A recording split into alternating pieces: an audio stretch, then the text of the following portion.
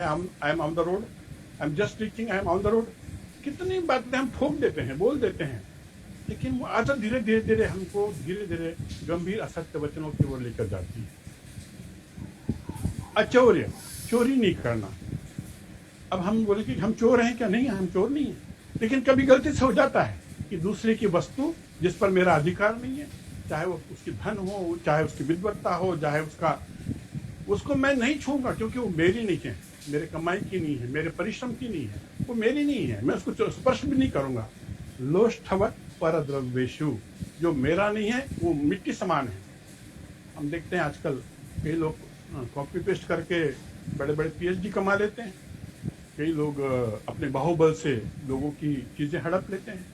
तो ये जो चौरी जो कर्म है अपने जीवन में क्या कितना है, कहीं गलती से तो ये प्रमाद हमसे नहीं हो रहा है ना, एक बार छान लेना चाहिए, देख लेना चाहिए। ब्रह्मचर्य है। अब ब्रह्मचर्य की बात करो तो लोग हंसेंगे, युवाओं के सामने बात करेंगे तो अभी वो तो रिलेवेंट वाली बात बोलेंगे, लेकिन ये सोच है, यही जीवन का सोच है, यही हमारी योग्य की भूमिका है। पतंजलि ऋषि कहते हैं, पतंजलि मुनि कहते हैं कि वो हमारी चर्या जो होती है उसको ब्रह्मचर्य कहते हैं, लेकिन इसके अंदर में स्त्री पुरुष के जो संबंध है वो कैसे होना चाहिए ऐसा पतंजलि बताते हैं। वो कहते हैं कि पुरुष को उससे जो बड़ी है वो माता समान है, महिलाएं जो बराबरी की है वो बहन जैसी है, और छोटी जो है वो पुत्री जैसी है। वैसे ही महिलाओं के लिए अपने से बड़े जो है वो पिता समान है, हमारे बराबरी के जो है वो भ्राता समान है, और हमारे से छोटे जो है वो पुत्र समान है। यह भावना मन में आना, यही योगाभ्यास है, ब्रह्मचर्य का अभ्यास है। यह धीरे धीरे होने से मनुष्य का अंतर्मन ढंग से बनता चला जाता हो। और अपरिग्रह, अभी तुम इस भोगवादी जीवन में तो हम कल्पना नहीं कर सकते कि हम परिग्रही कितने हो गए हैं। यानी एक शब्द प्रयोग, there is sufficiency in the world for everyone's need but not for one's greed. हम लोग अपने जिसको कंज्यूमरिज्म बोलते हैं, जिसको भोग से घर भरे जा रहे हैं, चीजें आई जा रही हैं, हमें कभी कल्पना नहीं कि किसी और के भी काम में आ सकते। इस कारण से आज 2 लोग रहते हैं और 25 कमरों का घर है, और उधर 10 लोग रहते हैं, एक छोटी सी झोपड़पट्टी में रहते हैं। हमारे खाने के लिए पकवानों का 56 भोग बने हुए हैं, और भूखे मरने वाले लोग वहां पर हम अनुभव करते हैं। ऐसा क्यों होता है? तो इसलिए होता है कि हम अपने बाहुबल से, बुद्धिबल से, चतुरता से, चतुराई से जो हमारा नहीं उसको हम खींच लेते हैं, और उसके कारण से यह समाज में 2 प्रकार के भेद निर्माण होते हैं, एक ह्याउस के और एक ह्यावनाट के। इस कारण से इन 5 बातों का जीवन में महत्व है। यदि हम इनका अभ्यास करेंगे तो ही हम योगी बन सकते हैं, तो भी हमें मन शांति मिल सकती है। कहीं जाकर हमने किसी से गलत काम कर लिया, गलत व्यवहार कर लिया, किसी से गलत दगाबाजी कर दी, तो क्या हम रात को ठीक से सो पाएंगे? क्या हमें रात को नींद आएगी? क्या हम शांति से रह पाएंगे? नहीं रह सकते। इस कारण से इन बातों को लेकर हम कैसे अपने जीवन में इसको उतारते हैं, यह बहुत महत्वपूर्ण बात है। मुझे लगता है कि और 2-3 बिंदु आपके सम्मुख रखकर मैं अपनी बात पूरी करूंगा। उसी प्रकार से यह जो है नियम है, नियम के बारे में मैं ज़्यादा नहीं बताऊंगा कि आप सब लोग जानते हैं। शौचम, अपनी स्वच्छता, आजकल तो कोरोना के बारे में तो स्वच्छता का तो अब हर कोई मान रहा है कि नहीं, स्वच्छता कितनी आवश्यकता है। अंतर्बाह्य स्वच्छता, स्वाध्याय, नियमित रूप से अध्ययन करना, अभ्यास करना, चिंतन करना, मनन करना, स्वाध्याय, उसके बाद में तप, परिश्रम करना, और उसके बाद में संतोष, समाधान ही लेना। जो मिल गया, चाहे वो बहुत बड़ी अट्टालिका हो या चाहे झोपड़ी हो, चाहे बहुत बड़ी आलीशान गाड़ियां हो या छोटी एक साइकिल हो या वो भी ना हो, फिर भी खुश, फिर भी संतोष, इस भूमिका में रहते हैं। और आखिरी वो होता है ईश्वर पाणिधान, ईश्वर पर निष्ठा, ईश्वर पर विश्वास। वो है ऊपर वाला, वो है ना। चिंता क्यों है? मैं कैसे कह सकता हूँ कि मैं अकेला हूँ? वो है ना, वो तो हरदम मेरे साथी है ना। तो ईश्वर पाणिधान, इन भूमिकाओं को लेकर हम लोगों ने जीवन में चिंतन करते हैं, तो निश्चित रूप से हमारा जो योगाभ्यास है जो फलीभूत होगा, ऐसा मुझे लगता है। एक और जो जिस बारे में तो थोड़ी 1-2 बातें करूं, जैसे योग चित्तवृत्ति निरोधा का है, ये जो षड्रिपु है ना, काम, क्रोध, लोभ, मोह, मत्सर, ये हमारे यहाँ कहने के तो भी हमारे मन में, हमारे हृदय में पैंट जमाए हुए रहते हैं। इनको कैसे धीरे धीरे करेंगे?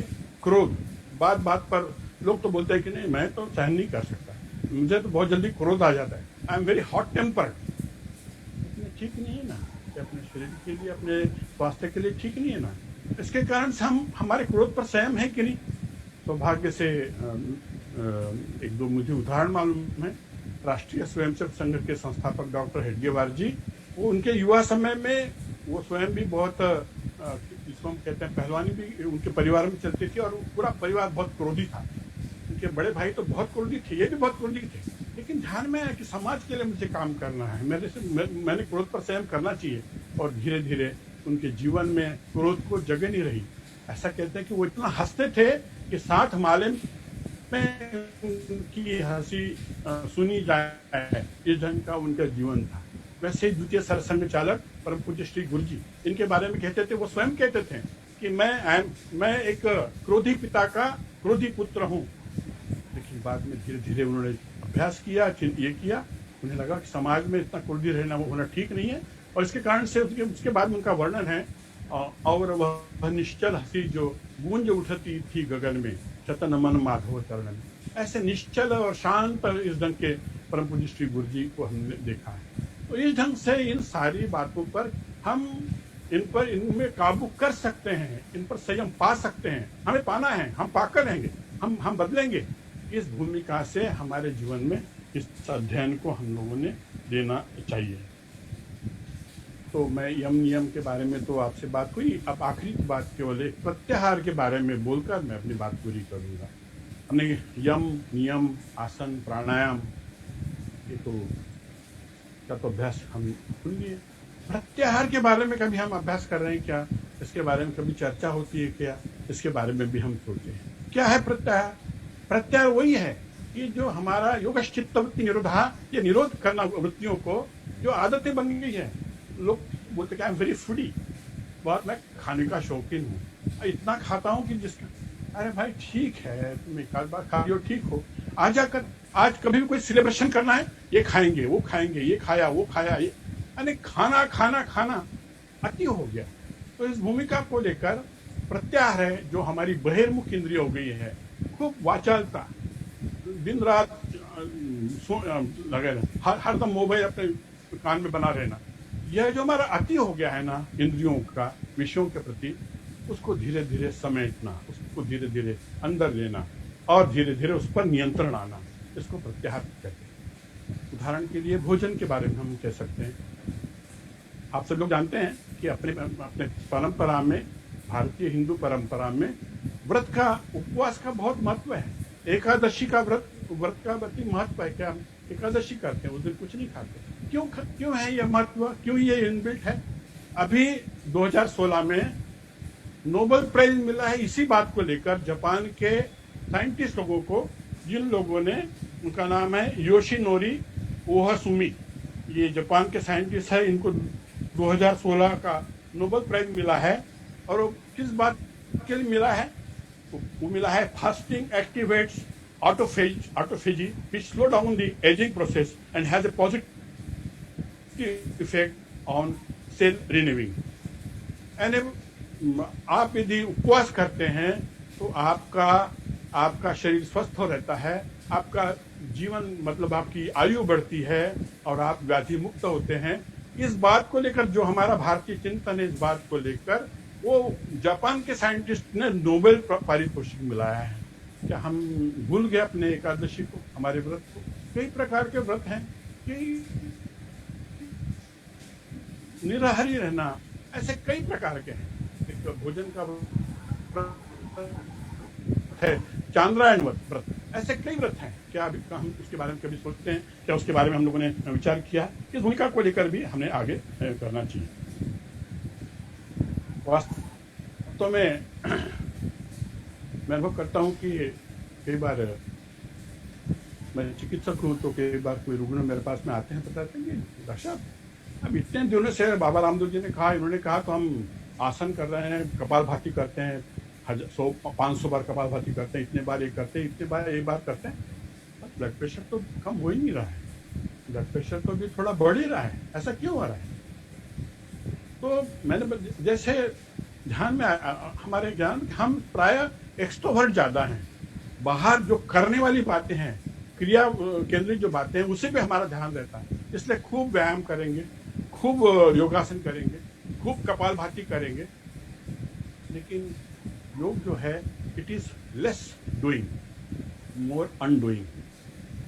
करना कम और न करना ज्यादा, यह योग है।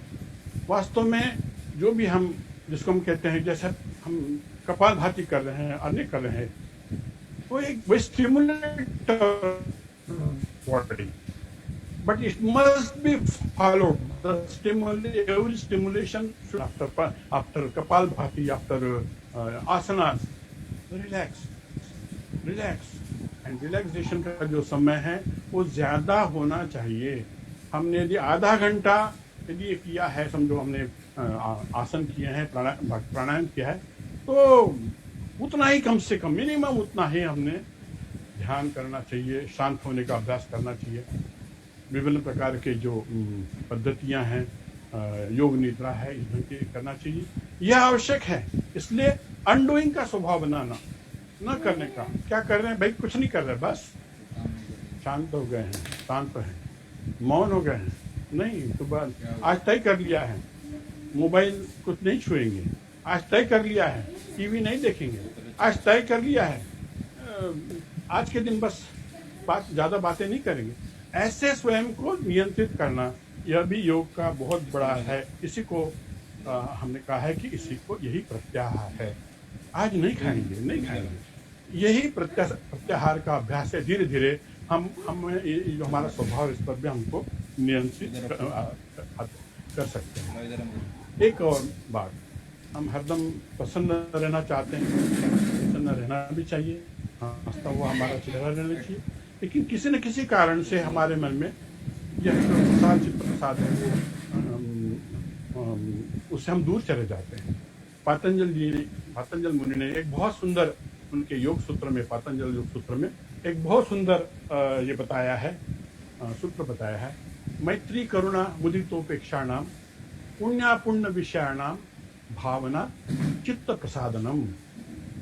इसका अर्थ है कि जो हमसे बड़े हैं, श्रेष्ठ हैं, संपन्न हैं, विभूतिमान हैं, ऐसे लोगों को देखकर हमारे मन में प्रसन्नता होनी चाहिए, खुशी होनी चाहिए। अरे मेरा दोस्त कितना ज्ञानी है, कितना महान ये है, प्राय नहीं होता।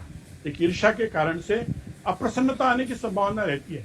इसके कारण से ऐसे व्यक्ति के समय में मन में मुदिता रहना चाहिए। जो हमारे बराबरी के हैं, उनके संबंध में हमारे मन में मैत्री का भाव होना चाहिए। जो हमसे नीचे है, कमजोर है, दलित है, पिछड़े हुए हैं, उनके बारे में मन में करुणा का भाव होना चाहिए और उस भूमिका को लेकर हमने काम करना चाहिए।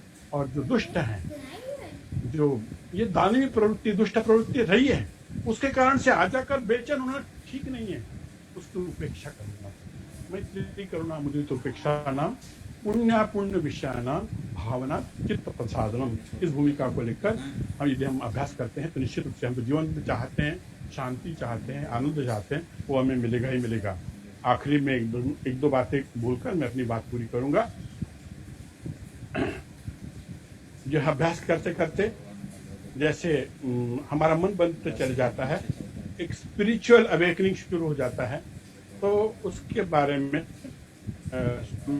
रंगनाथानंद जी रामकृष्ण मठ के अध्यक्ष थे, अभी पिछले 10 वर्ष पूर्व भी गुजरे। उनका बहुत बड़ा अच्छा सुंदर कथन है कि क्षेत्र में काम अभ्यास जो होता है, योगी जो होता है, वो जब आंख बंद करता है तो एकदम मन में शांति, अपार शांति उसके आग रहती है। और जैसे ही वो आंख खोलता है, वो सामने जब देखता है तो कहता है what can I do for you, मैं क्या कर सकता हूँ, मैं समाज के लिए क्या कर सकता हूँ, मैं किसके लिए क्या कर सकता हूँ। इसके विपरीत ये जो भोगी है, ये जो दुनियादारी वाला आदमी है, ये जब आप आंख बंद करता है तो उसके मन में एकदम अशांति रहती है, क्या रहता है, बेचैनी रहती है, और जब वो आंख खुलता है तो वो कहता है मुझे ये चाहिए, मुझे ये चाहिए, मुझे ये चाहिए, मुझे ये चाहिए। इस ढंग से इन दोनों लोगों के जीवन में फर्क हम अनुभव करते हैं। इसलिए हम लोग यौगिक भूमिका में हैं, तो इस भूमिका को हमने विचार करना चाहिए। एक आखिरी में एक श्लोक बताकर मैं अपनी बात पूरी करूंगा। एक योग सूत्र का योग सूत्र है, लये संबोधये चित्तम विक्षिप्तम शमयेत पुनः सकषायम विजानीयात् समप्राप्तम न चालयेत। इसका अर्थ है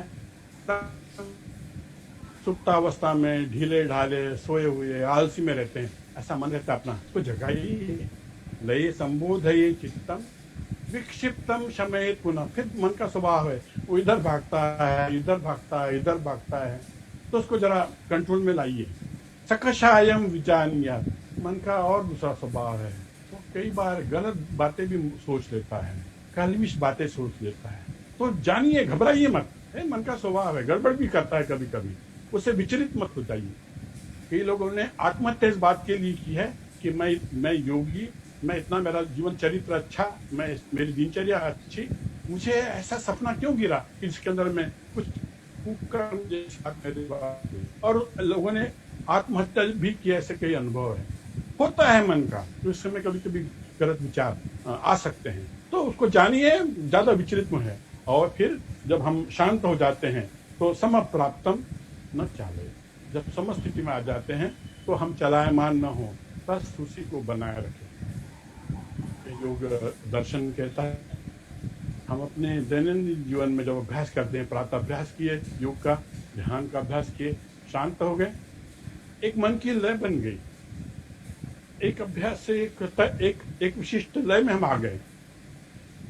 अब जैसे दिन भर की दिनचर्या में ये जो लय बनना है, एक संगीतकार या एक गायक अपनी सुर या अपने जो इंस्ट्रूमेंट होते हैं उसको सुर से वो लगाता है, और एक बार वो सुर लगाने के बाद में, जोड़ने के बाद में, चाहे फिर वो तान सप्तक में, तार सप्तक में कोई उसे गाना हो या मद्र सप्तक में गाना हो, कोई तान लगाना हो, सुर नहीं बिगड़ता, सुर वही बना हुआ रहता है। ऐसे ही अपने दैनंदिन जीवन में चाहे कोई भी समस्या आए, कैसे भी आंदोलन आए, कोई भी स्थिति आए, हमारा जो मन का सुर लगा है समत्व का, शांति का, वो न कभी भी न बिगड़े, न टूटे, इस बात की हमने चिंता करना चाहिए। तो इसी भूमिका को लेकर हम सभी, जैसे बताया शुरू में कि यह जीवात्मा का महात्मा की ओर, महात्मा से परमात्मा की ओर का यह संक्रमण है। जैसे ही व्यष्टि से सृष्टि की ओर और सृष्टि से परमेष्टि की ओर जाने का यह मार्ग है, हम सभी को यह मार्ग प्राप्त हो, ऐसे मैं कहता हूँ, और ऐसे मैं भगवान से प्रार्थना करता हूँ। और भगवान श्री कृष्ण ने भगवद गीता में जो अर्जुन को आखिरी बार उपदेश किया इस बारे में, वह कहते हुए अपनी बात पूरी करूंगा। भगवान कृष्ण कहते हैं, तपस्विभ्यो अधिको योगी ज्ञानीभ्यो अपि मतो अधिकाः कर्मिष्ठाभि अधिको योगी तस्मात् योगी भवार्जुना। अर्जुन, जो तपस्वी होते हैं उससे ज्यादा योगी, उससे योगी श्रेष्ठ होता है। ज्ञानी होते हैं उनसे भी योगी श्रेष्ठ होता है। जो काम करते हैं, कर्मी होते हैं, उनसे भी योगी श्रेष्ठ होता है। इस कारण अर्जुन, तो योगी हो, योगी बन।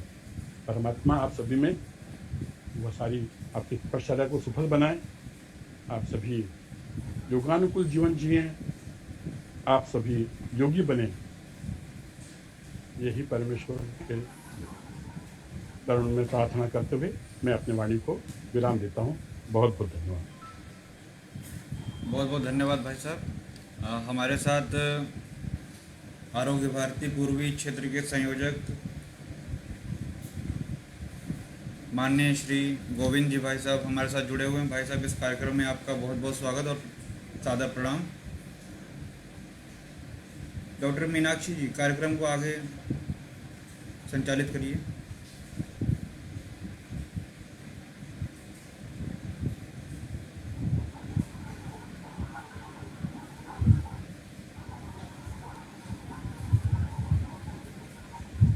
जी, डॉक्टर रमेश गौतम जी सर को हम लोग सुन रहे थे। बहुत ही सहज तरीके से उन्होंने अपने बहुत छोटी छोटी चीज़ें हमें समझाई और आपको बहुत बहुत धन्यवाद सर। आगे भी आपका मार्गदर्शन मिलता रहेगा। अब समय को जाया ना करते हुए मैं बुलाना चाहूंगी आज हमारे बीच में मुख्य वक्ता के रूप में उपस्थित हैं हमारे गुरुजी को।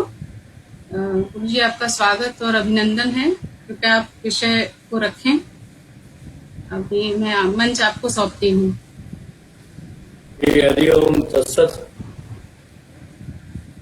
सभी लोग जो है वो 3 बार पहले बोले हरिओम तत्सत, हरिओम तत्सत, हरिओम तत्सत।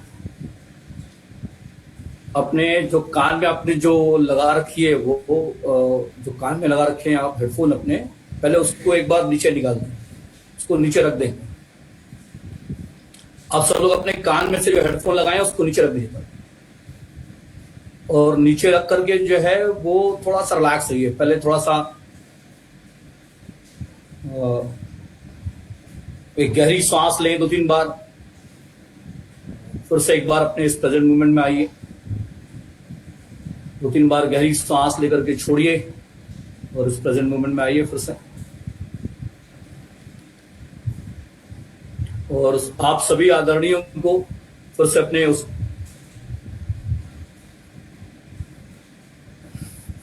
अब कान में फिर से लगा लें भाई, सभी लोग कान में फिर से सभी लोग लगा लें अपने हेडफोन को। और सबसे पहले आप सभी आदरणीयों को मेरा सादर प्रणाम और खास करके पूज्य रमेश गौतम जी को चरणों में नमन, आपको प्रणाम। और लगभग जो है वो योग की सारी जो थियरी थी, जो उसकी जो हमारी समझ जो योग की रमेश गुरुजी ने जो दी हम लोग को, वो अद्भुत थी। और परत दर परत जो है वो एक चीजें उन्होंने बहुत बढ़िया से समझाई। हम शुरुआत करेंगे क्योंकि हम लोग बहुत कुछ समझ चुके हैं कि योग की स्टेप बाय स्टेप चीजों को उन्होंने समझा दिया है। हमारी कोशिश ये रहेगी कि अब इसको अपने जीवन में कैसे अपनाया जाए। जब अपने जीवन में इसको अपनाने का समय जब आता है तो कैसे ये हमारे जीवन में इसको लाया जाए और ला करके उसको जीवन में अपनाया जाए, ये योग की सबसे मुख्य धारा है। और इस धारा में आप लोगों को हम एक छोटा सा शांति पाठ पहले कराएंगे, जिसमें आपको बताएंगे अगर आप लोग जहां भी बैठे हो, जैसे भी बैठे हो, पलटी मार के बैठने की आवश्यकता नहीं है। जैसे आप कुर्सी पर बैठे हैं, चाहे आप अगर जमीन पर आप लोग अवेलेबल है, जमीन अवेलेबल है तो प्लीज पलटी मार के बैठ जाए तो अति उत्तम। क्योंकि जो थियरी है उसके साथ में प्रैक्टिकल वो बहुत जरूरी होता है। समझना कि वास्तव में हम जिस यात्रा की चर्चा कर रहे हैं उस यात्रा को हम करेंगे कैसे।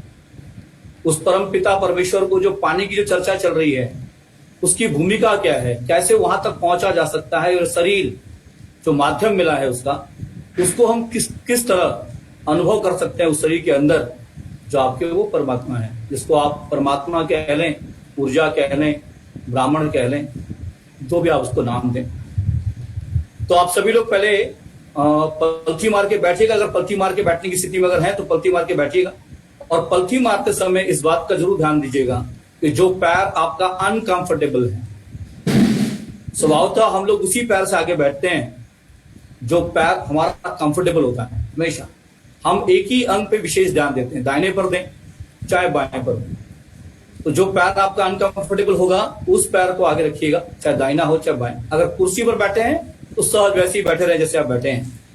कुर्सी वालों को कोई आवश्यकता नहीं है कि वो लोग जमीन पर बैठे हैं। अगर कुर्सी पर बैठे हैं, जो जहां बैठा हो, गाड़ी में बैठा हो, कोई जहां बैठा हो, जैसे बैठा हो वैसा बैठा रहे। पलथी मार के बैठने वालों को एक एडवांटेज ये है कि वो लोग ये भी अनुभव करेंगे कि जो पैर उनका अनकंफर्टेबल है उस पैर को आगे रखना है। और रीढ़ की हड्डी को बिल्कुल सीधी कर लें, सिर सीधा, गर्दन सीधी रखेंगे। दोनों हाथ की हथेलियां अपने घुटने के ऊपर रख लें। अंगूठा आपकी तर्जनी को छू रही है। जो इंट्रोवर्ट पर्सनालिटी के लोग हैं वो लोग अपने हथेलियों को ऊपर की ओर रखेंगे, खुली हुई आसमान की ओर होगी। और जो एक्सट्रोवर्ट पर्सनालिटी के लोग हैं वो लोग अपनी हथेलियों को नीचे की ओर अपने घुटने पर रखेंगे। शांत और स्थिर बैठेंगे, रीढ़ की हड्डी सीधी कर लेंगे, आंखें बंद कर लें। बंद आंखों से अपने पूरे शरीर का ख्याल करें। शरीर एक मूर्ति की भांति एकदम शांत और स्थिर बैठी हुई है। इस योग की यात्रा के लिए शरीर एक माध्यम है। शरीर के माध्यम से ही हम अनुभव करते हैं। तो सबसे पहले अपनी काया को स्थिर करना सीखना है।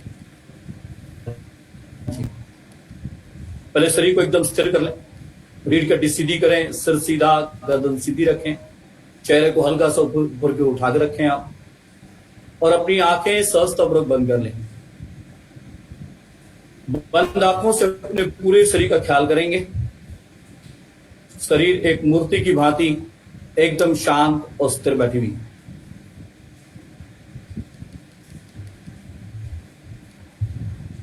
कोशिश करनी कुछ क्षणों में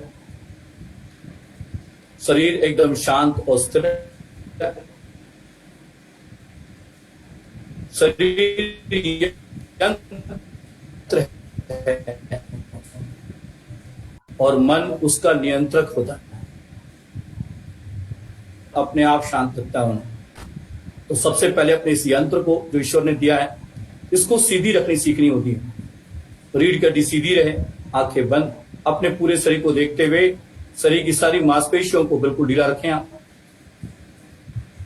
एक बार अपनी चेतना को, अपनी सजगता को सर से लेकर पैर तक घुमाएं, और जैसे जैसे आपकी सजगता सर से पैर तक घूमती है, एक एक अंगों को मानसिक रूप से ढीला छोड़ते जाएं।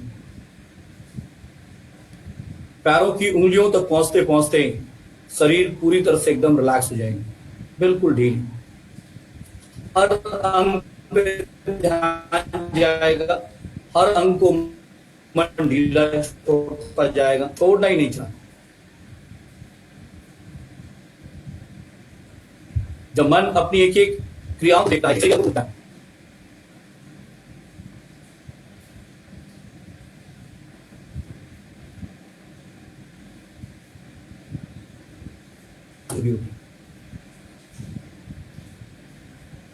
शरीर में स्थिरता रहती है, हल्केपन की अनुभूति रहती है।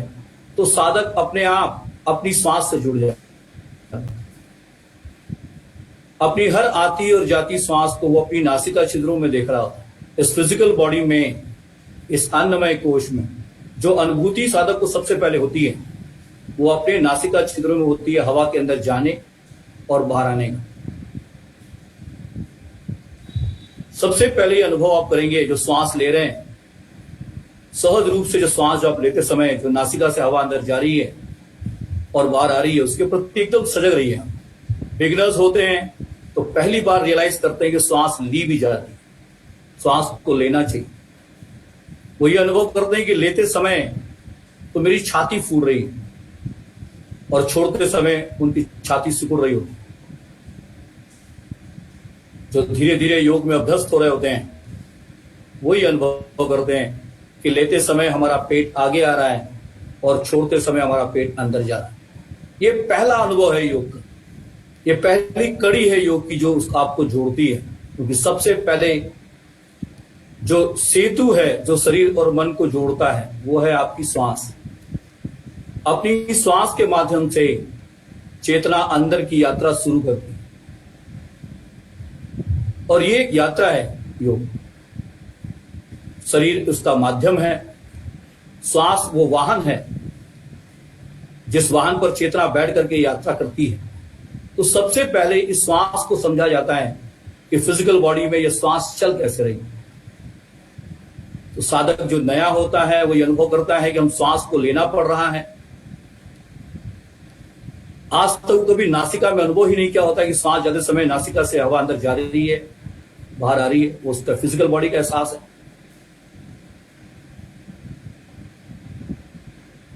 धीरे धीरे जब हम अपनी नासिका छिद्रों में श्वास को अंदर जाते और बाहर आते अनुभव करते हैं, तो अन्नमय कोश से जो हमारा ये फिजिकल बॉडी है, इससे हम अपने प्राणमय कोश में प्रवेश करते हैं। और जो वहां श्वास की गति है वो नाभि से हृदय की और हृदय से नाभि की। ये पूरी योग आपको इसी शांति पाठ में समझाने की कोशिश कर रहे हैं प्रैक्टिकली, कि आप किस तरह से यात्रा करेंगे और कैसे आप समझेंगे कि हमें कैसे यात्रा करनी। नए साधक होते हैं वो अपनी नासिका छिद्रों से श्वास को अंदर जाते और बाहर आते अनुभव करते हैं। शुरू में उनको श्वास को लेनी होती है, थोड़ी ताकत लगानी पड़ती है श्वास को लेने और छोड़ने में, वो स्थूल रहती है। कुछ दिनों के बाद अभ्यास करते करते वो श्वास स्थूल से सूक्ष्म की ओर लगती है बढ़ने, और अपनी हर अंदर जाती श्वास और बाहर आती श्वास को हम हवा के माध्यम से अनुभव करते हैं। ये वो हवा है जो हमें एहसास कराती है कि नासिक छिद्र में जा रहे हैं अंदर और बाहर आ रहे हैं। यही हवा का एहसास, यही प्राण का एहसास अपने प्राणिक बॉडी में, अपने प्राणमय कोश में साधक अपने नाभि से हृदय या नाभि से कंठ का अनुभव करता है। श्वास लेते समय उसको ऐसा लगता है कि यह सूक्ष्म श्वास उसकी नाभि से हृदय की ओर आ रही है, और छोड़ते समय फिर हृदय से वापस वो नाभि की ओर उतर रहा होता है।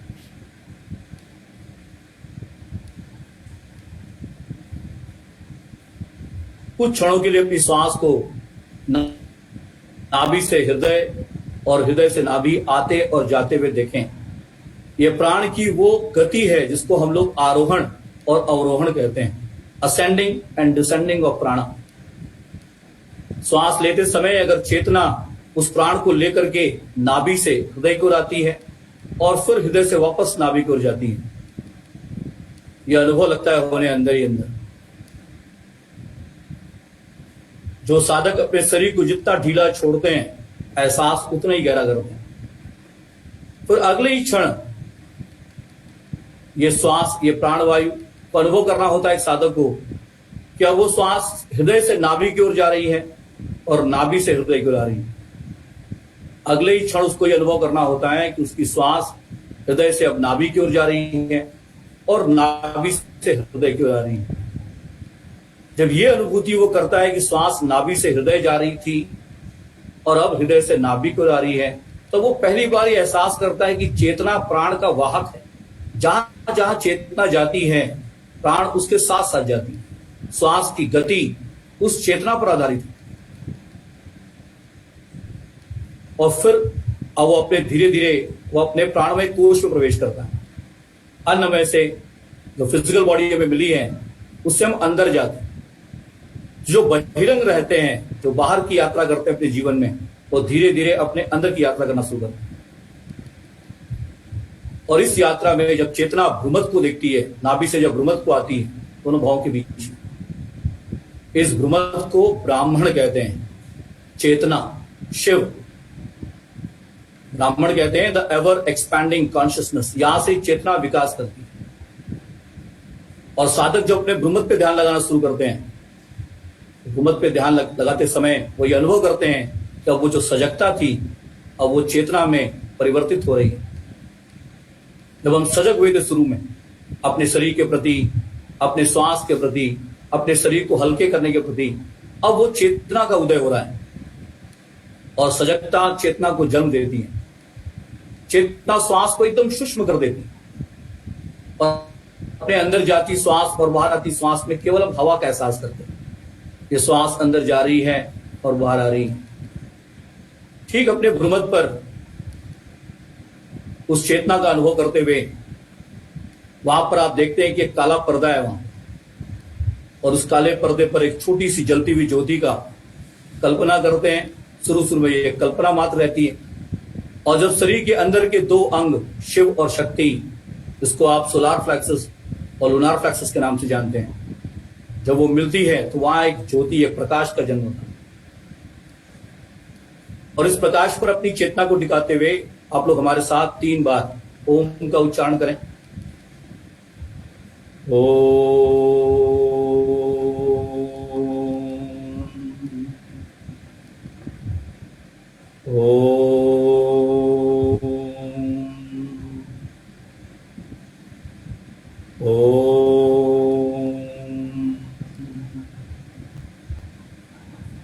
ये नाद धीरे धीरे आपको अपने अंदर ले जाती है और एकदम शांत मन के साथ और अपने आप को इस वर्तमान स्थिति में आप लाते हैं। इस पूरे कमरे का ख्याल करें। जिस कमरे में आप बैठे हैं, जिस स्थान पे आप बैठे हैं उसका ख्याल करें और फिर धीरे से अपनी आंखें खोलें। अब ध्यान से सुने। सबसे पहले जो करेक्शन ब्रीदिंग की है, जो आज मैक्सिमम लोग जो ब्रीदिंग कर रहे हैं वो अपनी चेस्ट ब्रीदिंग कर रहे हैं। श्वास को लेते समय जब बैठी हुई अवस्था में श्वास को लेते हैं तो बैठे हुए उनकी छाती फूल रही होती है, और श्वास छोड़ते हैं तो उनकी छाती सिकुड़ रही होती है। जब हम अपनी माता के गर्भ से बाहर आए थे तो बहुत ही फ्रजाइल थे, बहुत ही रिलैक्स थे, क्योंकि हम अपने नाभि से जुड़े हुए थे। वो नाभि की आज जो एम्बिकल कॉर्ड कटी, वो भले आज शेवर्ड हो गई है फिजिकल बॉडी में, लेकिन आज भी वो आपके प्राणिक बॉडी में एग्जिस्ट करती है। तो योग जिसको कहते हैं, इट स्टार्ट फ्रॉम नेवल, वो नाभि से बात होती है। नीचे की दो चक्र जो जिसको हम लोग मूलाधार और स्वादिष्ठान कहते हैं, ये दो चक्र होते हैं जो एनर्जी सेंटर्स हैं, ये सुसुप्तावस्था में रहते हैं, और इसमें कर्मेंद्रियों का और ज्ञानेंद्रियों का बहुत गहरा संबंध है। मूलाधार चक्र और स्वादिष्ठान, जिनको अपनी कर्मेंद्रियों पर और अपनी ज्ञानेंद्रियों पर कंट्रोल होता है, वो लोग ही आते हैं अपने मणिपुर चक्र, अपने नाभि में। अब जितना सिंप्लीफाई किया जाए, जितना इसको, क्योंकि सब भाषाएं बड़ी क्लिष्ट होती है एक नॉर्मल व्यक्तियों के लिए समझने के लिए, और हम ये मान के चल रहे हैं, सामने कुछ जनों को छोड़ करके हम ये मान के चल रहे हैं कि हम सभी लोग इस योग की यात्रा में एकदम नए हैं, और हम ये समझने की कोशिश कर रहे हैं कि वास्तव में एक लेमन अगर है, एक साधारण व्यक्ति अगर है, तो वो योग को कैसे समझेगा, वो योग को कैसे अपने जीवन में अपनाएगा, उसके अंदर जीवन की ऐसी कौन सी चीजें वो करे जिससे कि वो योग को प्राप्त हो और उसमें आगे बढ़े।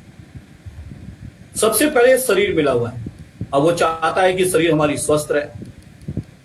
सबसे पहले उसकी जो विचार होते हैं, जैसे गौतम जी बता रहे थे कि चिकित्सा के तौर पे जितने भी लोग उनके पास सबसे पहले जाते हैं तो पूछते हैं कि डॉक्टर साहब हमारे शरीर में रोग है, इसको कैसे ठीक करें। डिजीज नाम की कोई भी चीज, योग जिस भाषा में उसको समझता है, वो कहता है कि वो एक इम्बैलेंस है आपके बॉडी के अंदर, आपकी चेतना का और आपकी शक्ति का समन्वय सही नहीं है। आपके फिजिकल बॉडी में आपके ईडा का, आपके पिंगला का, आपके सिंपैथेटिक नर्वस सिस्टम का और आपके पैरासिम्पैथेटिक नर्वस सिस्टम का समन्वय सही नहीं है, उसका बैलेंस सही नहीं। अगर उसमें बैलेंस हो तो एसोसिएटेड जो एनर्जी सेंटर्स होते हैं वो बढ़िया से एनर्जाइज होते हैं। अगर एनर्जी सेंटर्स बढ़िया से एनर्जाइज हो रहे हैं तो उससे एसोसिएटेड जो ग्लैंड होते हैं वो बढ़िया से काम करते हैं। आप शरीर को इस ढांचे से समझिए कि शरीर में जिस मकान में हम रहते हैं, उस मकान में जो बिजली आ रही है वो कितनी आ रही है। अगर 220 वोल्ट करंट आ रही है आपके मकान में, 250 आ रही है, तो आपको किसी स्टेबलाइजर की आवश्यकता नहीं। अगर कंप्लीट उतनी ऊर्जा अगर आपके मकान इस मकान में आती है तो आपका शरीर बढ़िया से काम करता है। लेकिन यदि इस मकान में अगर ऊर्जा कम है तो डिस्टर्बेंस शुरू हो जाती है। और इसी तरह योग समझाता है कि जो फिजिकल बॉडी है ये एक एनर्जी का बंडल है, ये एक एनर्जी है। इस शरीर में जो ऊर्जा है, उसको चाहे आप चेतना कह लें, उसको शक्ति कह लें, उसको आप कोई नाम दे दें, कोई ईश्वर का नाम दे दें, इसी शक्ति को, इसी चेतना को समझना ही योग का प्रथम लक्ष्य है। और जो फिजिकल बॉडी होती है, इस फिजिकल बॉडी में ये जो सिंपैथेटिक और पैरासिम्पैथेटिक नर्वस सिस्टम के बारे में डॉक्टर साहब से समझा रहे थे, इसमें ईड़ा नाड़ी और पिंगला नाड़ी का समावेश। आपका जो दाहिना नासिका छिद्र है इसको पिंगला नाड़ी कहते हैं, सूर्य नाड़ी, और बायां जो है ये आपका चंद्र नाड़ी है। इन दोनों का मिलन, इसकी संधि को ही योग कहते हैं। जब ये दोनों मिल रहे होते हैं शरीर के अंदर तो चेतना और शक्ति आपस में मिल जाती है, और चेतना और शक्ति आपस में मिलते हैं तो आपके अंदर एक फ्यूजन होता है, एनर्जी अपने आप को बूस्ट करती है, और इस तरह से ये यात्रा आपके अंदर से शुरू होगी। अब ये मिलेगी कैसे? तो शरीर के लिए योग में समझाया गया है कि शरीर के लिए सबसे पहले जो क्रिया करनी है वो है आसन। सबसे पहले जो क्रिया करनी होती है वो है आसन। नॉर्मली जो लोग आसन करते हैं वो लोग अपने ब्रेथ को इग्नोर करते हुए करते हैं, या ब्रेथ पर सजगता उतनी नहीं रहती उनकी, आती जाती श्वास के प्रति सजगता उनकी बनी नहीं रहती। आसन करते समय, इसीलिए आसन की जब परिभाषा कही गई है पतंजलि योग सूत्र में, तो उन्होंने कहा कि स्थिरम सुखम आसन, शरीर की वो स्थिति इसमें आपको स्थिरता का एहसास हो और सुख की अनुभूति।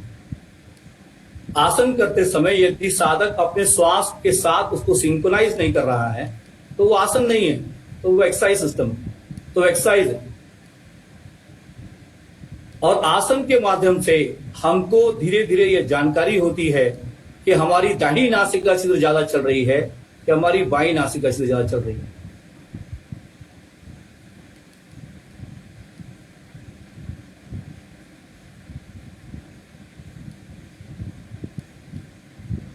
जो लोग दाहिनी नासिका छिद्र में ज्यादा रहते हैं, दाहिनी बहुत ज्यादा चल रही है, तो उनको और जिनको बाईं नासिका छिद्र ज्यादा चल रही है तो उनको दाहिनी परेशानियां होंगी। धीरे धीरे आप देखेंगे कि जितने लोग भी बहुत यूज कर रहे हैं, बहुत ज्यादा मन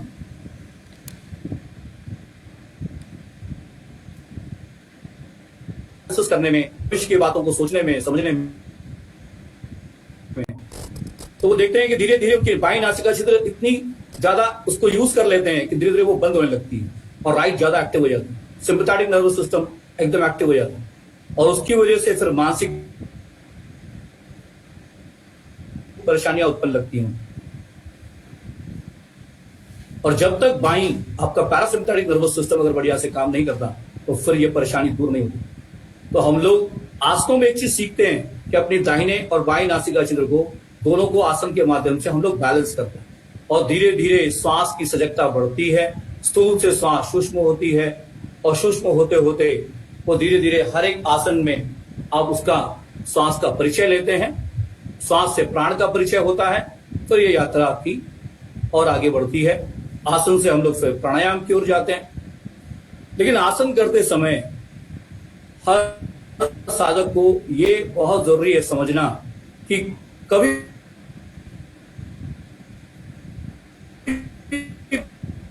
भी श्वास के साथ है वो आपको नहीं मिलता। आसन का लाभ आपको तभी मिलता है जब श्वास और शरीर एक होकर चलते हैं। मन और बुद्धि ये दोनों जब एक होकर चलेंगे, शरीर और आपका मन और बुद्धि, आपकी चेतना सब एक साथ जब होकर चलते हैं, तब जाकर के उसका लाभ आपको समझ में आता है।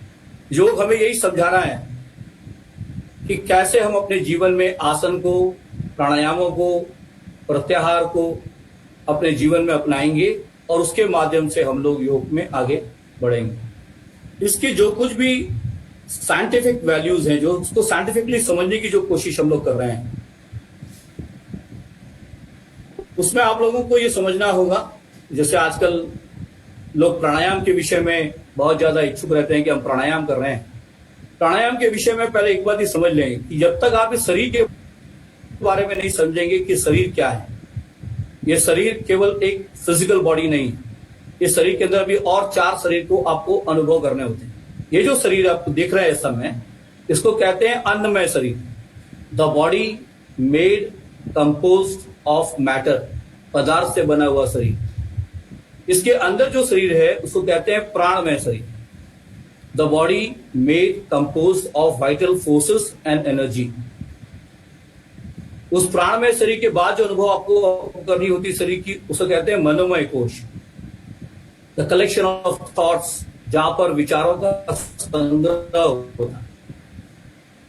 और उसके अंदर जो शरीर का अनुभव हमको होता है वो है विज्ञानमय कोश, संस्कारों का घर, जहां पर जन्म जन्मांतर के संस्कार होते हैं। योग में एक विकृति जो इस समय जो दिखाई दे रही है या जो लोग भी समझ नहीं पा रहे हैं, उसमें यह कि हम आपके प्राणमय कोश के लिए प्रत्याहार और धारणा, या आपके मनोमय कोश के लिए, और ध्यान आपके विज्ञानमय कोश के लिए। तो जब तक योग को आप अलग अलग शरीर के लिए अलग अलग ढंग से अपनाएंगे नहीं, तो फिर उसका जो नुकसान है वो साधक को सहना होगा। अन्नमय कोश में रहते हुए अगर आप प्राणमय कोश की यात्रा करने की कोशिश कर रहे हैं तो प्राणायाम आप सही ढंग से नहीं कर पाए। और अन्नमय और प्राणमय ये दोनों मिलकर के आपके मनोमय कोश को संतुलित करते हैं। ये मन को धीरे धीरे काबू में लाते हैं। मन को काबू में लाने के लिए प्राण की आवश्यकता पड़ती है। मन के जो 4 स्थितियां हैं मन में।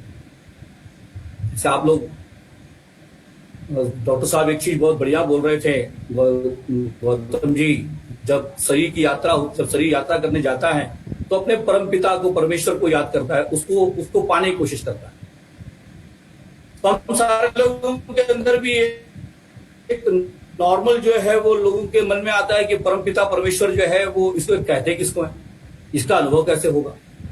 शरीर में आप प्रैक्टिकली जो अनुभव करते हैं वो है केवल ऊर्जा, वो एक एनर्जी के तौर पर उसको अनुभव करने की कोशिश की। और जैसे ये आत्मा आपके शरीर में जब आती है, उसको आत्मा कहते हैं या कॉन्शियसनेस कहते हैं या एनर्जी कहते हैं, तो जो आत्मा जो आपके शरीर में आती है तो ये अकेले नहीं आती, ये अपने साथ 24 लोगों को लेकर आती।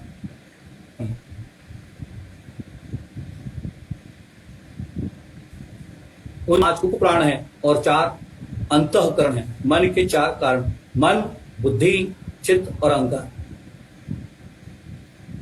इसको पाने के लिए, इस यात्रा को करने के लिए, 24 लोगों को अनुभव करने के लिए साधक को सबसे पहले अपने प्राण को अनुभव करना। जब तक प्राण को अनुभव नहीं करेंगे यात्रा नहीं शुरू होगी। क्योंकि आप लोगों को ये पता है, matter doesn't travel, energy travels. पदार्थ यात्रा नहीं करता, ऊर्जा यात्रा करती। तो ऊर्जा का विषय जो है यह है प्राणायाम का विषय। जब आप प्राणायाम में जाते हैं तो वास्तविक में योग शुरू होता है। योगा स्टार्ट्स आफ्टर प्राणायाम कहते हैं। आसन उस प्राणायाम को जन्म देता है।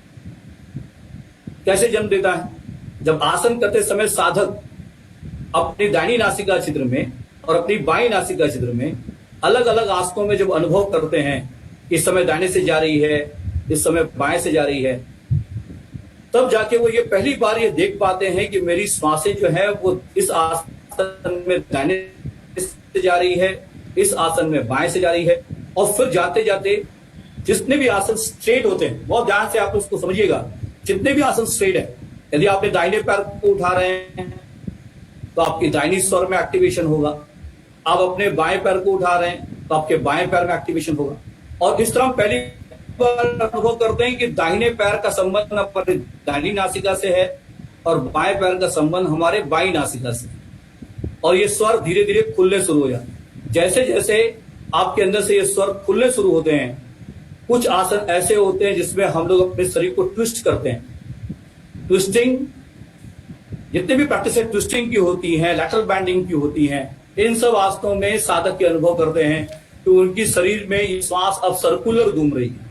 बाएं से जाती हुई श्वास दाहिने से बाहर आती है और दाएं जाती हुई श्वास बाएं से बाहर आती है।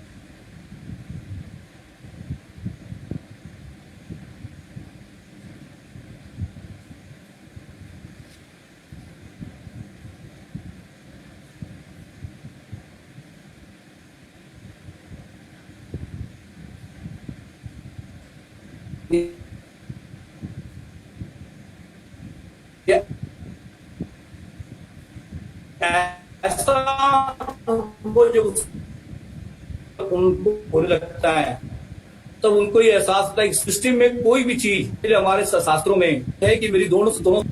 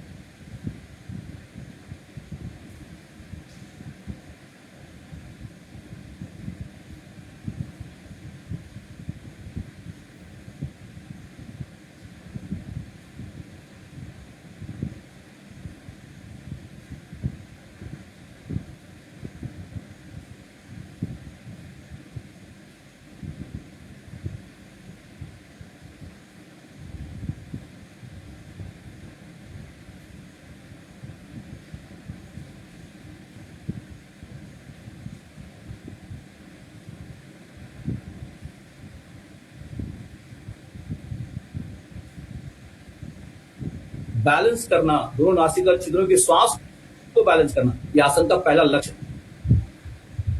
ये आसन को करते समय साधक की जितनी एकाग्रता और सजगता उसके श्वास पर रहती है,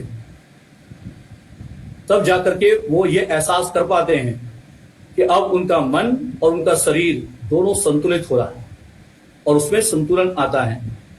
और इससे लोग आसन को इग्नोर न करें। लोग सोचते हैं कि बिना आसन किए हम सीधे प्राणायाम में जा सकते हैं, तो ये असंभव है, आप नहीं जा सकते। अगर ऐसा होता तो पतंजलि योग सूत्र में कोई भी सूत्र ऐसा नहीं है जो पहले आ सकता है। यम और नियम आसन प्राणायाम में जो गौतम जी बता रहे थे कि यम जो आपका जो पर्सनल कोड है, सत्य, अहिंसा, अस्तेय, अपरिग्रह और ब्रह्मचर्य, इसमें भी अगर आप देखेंगे तो सत्य पहले, सत्य ही अहिंसा को जन्म देगा। सत्य, अहिंसा, अस्तेय, अपरिग्रह और ब्रह्मचर्य। ऐसे ही नियम में भी सत्य, शौच, संतोष, तपस, स्वाध्याय और ईश्वर प्रणिधान, ये एक भी आगे पीछे नहीं हो सकता। शौच, संतोष, तपस, स्वाध्याय, ईश्वर प्रणिधान, ये किसी को भी आप आगे नहीं ला सकते। तो पतंजलि योग सूत्र में पतंजलि जी ने जो पीएचडी की है, वो थीसिस इतनी स्ट्रांग है कि कोई भी चीज आप पहले नहीं कर सकते। आसन प्राणायाम को जन्म देगा, प्राणायाम प्रत्याहार को जन्म देगी, प्रत्याहार धारणा को जन्म देगी और धारणा ध्यान को जन्म देगी। ये क्रिया ऐसे चलती है। आसन के माध्यम से प्राण को हम समझेंगे कि प्राण है क्या। शुरू में लोग जो प्राणायाम करना शुरू करते हैं, नाड़ी शोधन का अभ्यास करते हैं, तो वो श्वास को खींच रहे होते हैं, क्योंकि उनको पता ही नहीं होता कि श्वास खींची नहीं जाती, ये स्वयं अंदर जाती और बाहर आने की क्रिया है। इसको हमें समझना होता है। इसीलिए जब आप लोग अनुलोम विलोम के हिसाब से जो प्राणायाम आप लोग करते हैं, उस प्राणायामों में आपको इस बात का ध्यान देना होता है कि आप खींचेंगे नहीं। खींचना शब्द योग का शब्द नहीं है। हठपूर्वक किया हुआ कोई भी अभ्यास वो योग नहीं सिखाता। योग कहता है जितना सहज सरल आप अपने आप को रखेंगे, करते समय आप अपने मन को, अपनी बुद्धि को, अपनी भावनाओं को जितना संतुलित रखेंगे, उतना आप योग को अपने जीवन में फलीभूत होते हुए अनुभव करेंगे। धीरे धीरे जब साधक अपने आसनों को तय करते हैं, आसनों की यात्रा तय करते हैं, तो वो ये अनुभव करते हैं कि उनकी बाईं नासिका छिद्र और दाईं नासिका छिद्र में एक बैलेंस क्रिएशन होता है और उस बैलेंस से एक फ्यूजन होती है और प्राण जन्म लेता है। प्राण जो है, इसकी प्राण की जो गति है, ये सबसे पहले जो आपको अनुभव होती है शरीर में, तो ये हीट के तौर पर अनुभव होती है, गर्माहट के तौर पर। आपको अंदर से शरीर गर्म महसूस होगा, अंदर शरीर में पल्पिटेशन स्टार्ट हो जाएंगे और शरीर आपको धीरे धीरे प्राणमय कोश की ओर ले जाए। इस प्राण के माध्यम से फिर हम लोग अपने मन को कंट्रोल करना शुरू करते हैं। मन, बुद्धि, चित्त और अहंकार, ये मन के चार जो स्वरूप हैं, इनको संभालना ये योग प्रैक्टिशनर्स का पहला लक्ष्य है। और बिना प्राण के, बिना श्वास के कोई सोच रहा है कि हम इसको कंट्रोल कर लेंगे किताबों के माध्यम से, तो वो नेक्स्ट टू इम्पॉसिबल, नहीं कर सकते। किताब आपको कुछ हद तक मोटिवेट कर सकते हैं, लेकिन उसकी क्रियाओं में जाने के बाद ही आप उसको संतुलन में ला सकते हैं। मन को कंट्रोल करने के लिए श्वास की आवश्यकता पड़ती है और ब्रेथ, कहते हैं breath is the bridge between your body and your mind. जैसे जैसे श्वास के प्रति आपकी सजगता गहरी होती जाएगी, तो दिन ब दिन आप देखेंगे कि स्थूल श्वास और सूक्ष्म और सूक्ष्म और सूक्ष्म होती जाएगी। और जितनी ये सूक्ष्म होती जाएगी, जितनी ये फाइनल होती जाएगी, उतना ही आपका अपने शरीर पर, अपने मन पर, अपनी भावनाओं पर और अपनी ऊर्जा पर आपका उतना कंट्रोल होता जाएगा।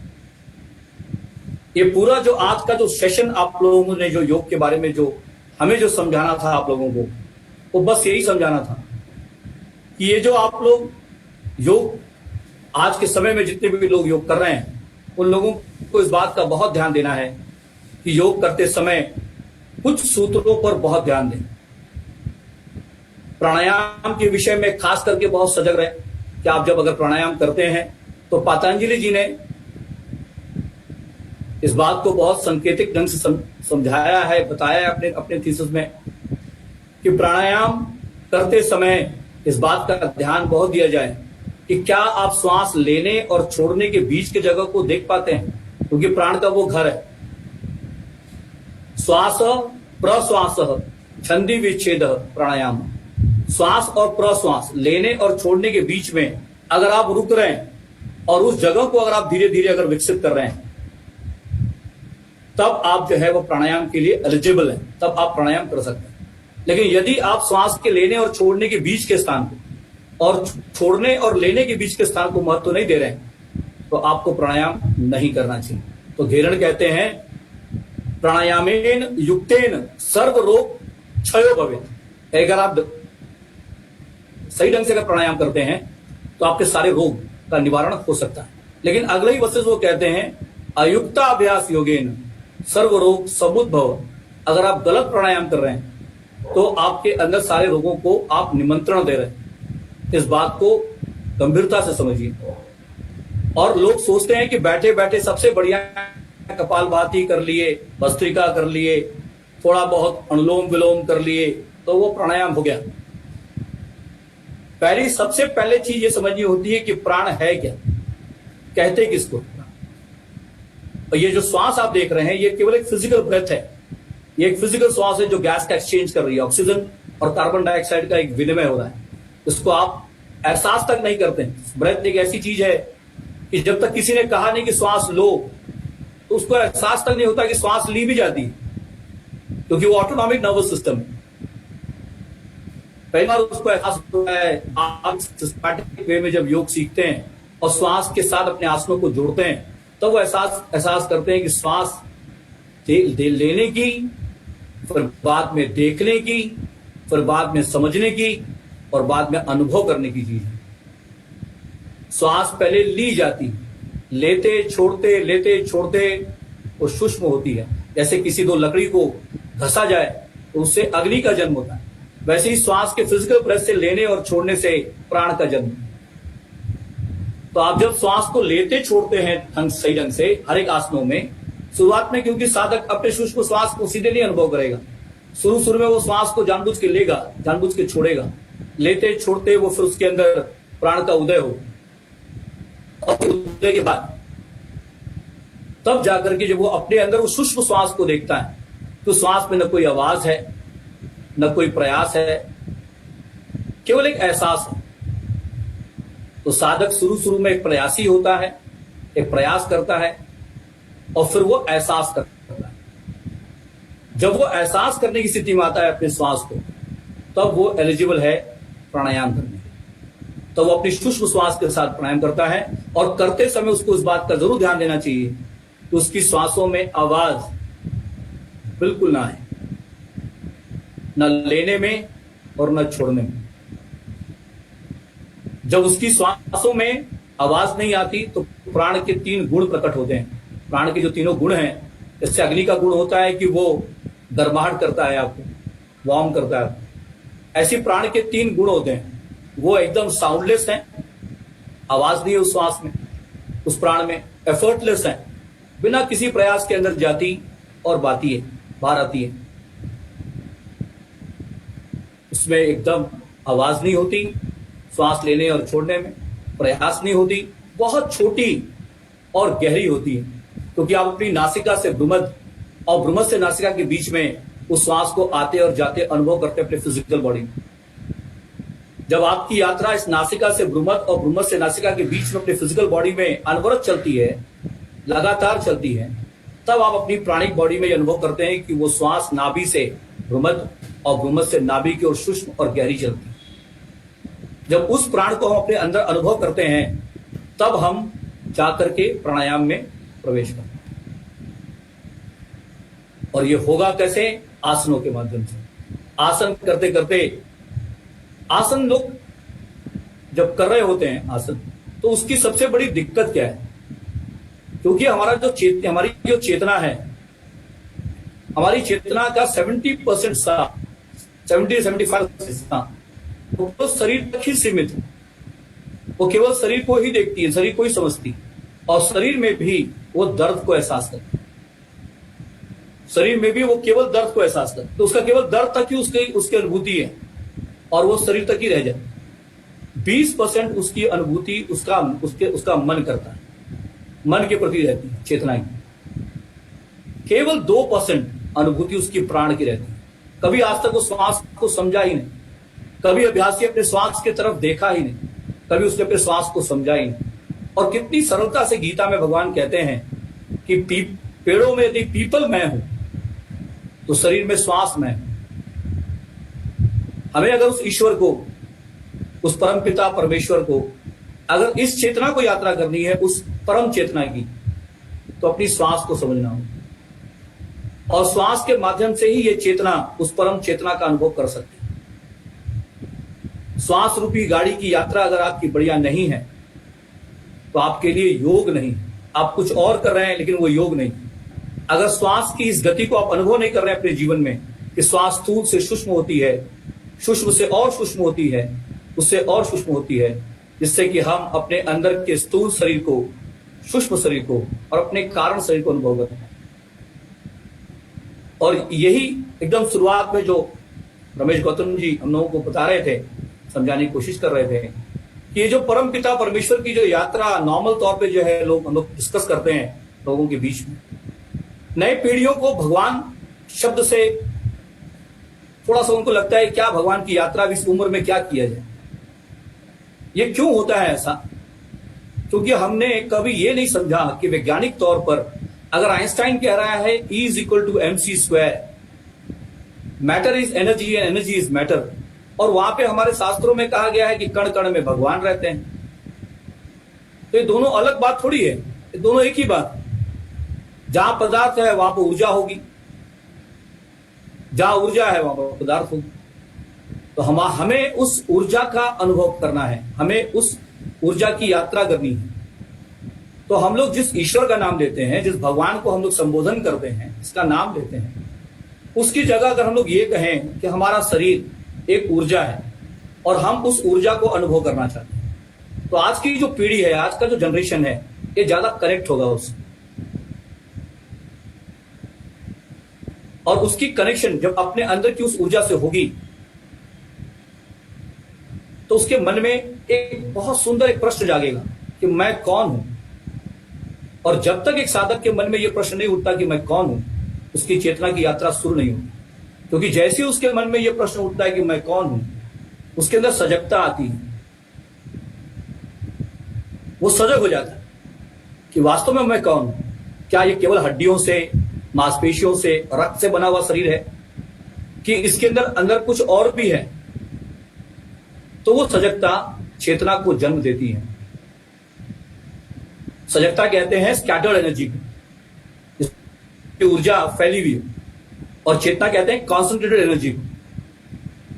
एक ट्यूबलाइट जो है ये स्कैटर्ड एनर्जी है, और लेजर जो है ये कॉन्सेंट्रेटेड एनर्जी।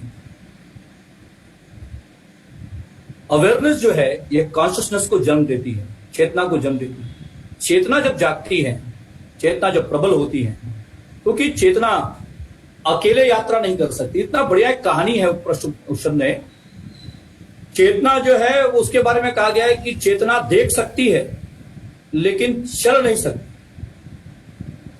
और शक्ति के बारे में कहा गया है कि शक्ति चल सकती है लेकिन देख नहीं सकती। और ये दोनों डॉर्मेंट हैं, ये दोनों आकर के जब अनमैनिफेस्ट से मैनिफेस्ट की ओर आए, जब ये जिसको हम लोग ईश्वर कहते हैं, unmanifest dimension of the creation, जिसको हम लोग ईश्वर कहते हैं, the unmanifest dimension of the creation, उसको ब्राह्मण कहते हैं,